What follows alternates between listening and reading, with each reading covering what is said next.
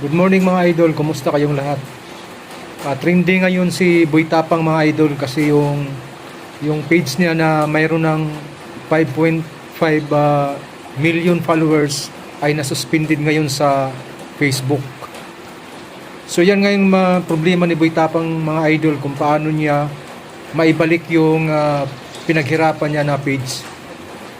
Kaya nasuspended yung page ni Boy Tapang mga idol kasi dahil sa online games.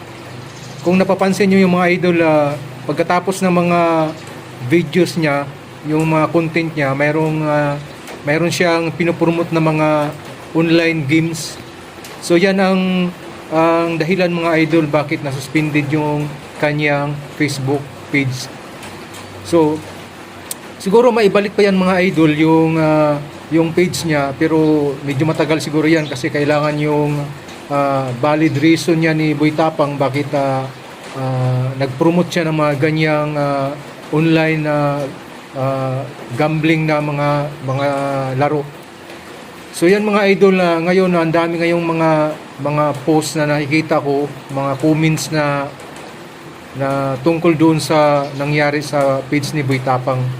So napakasayang mga idol yung page niya, yung pinaghirapan niya na page na malaki na sana yung kinikita niya doon.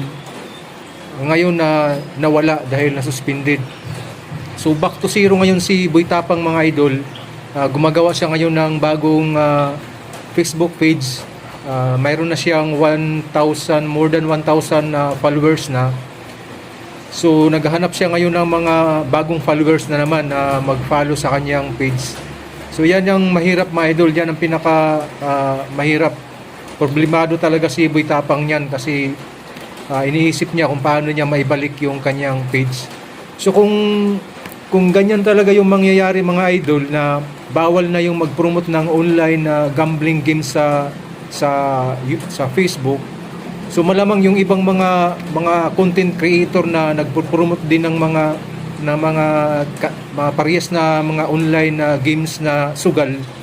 So delikado din yung mga online na mga creator na nagpo-promote ng mga online gambling na sugal kasi pwede ring masuspended yung kanilang Facebook page. Kaya sayang mga idol, dapat wag tayong mag-promote ng mga online gambling games sa ating page.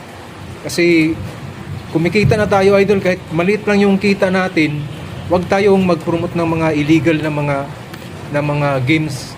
Kasi hindi lang yan mga idol nakakasira sa mga kabataan. Kasi sugal yan mga idol.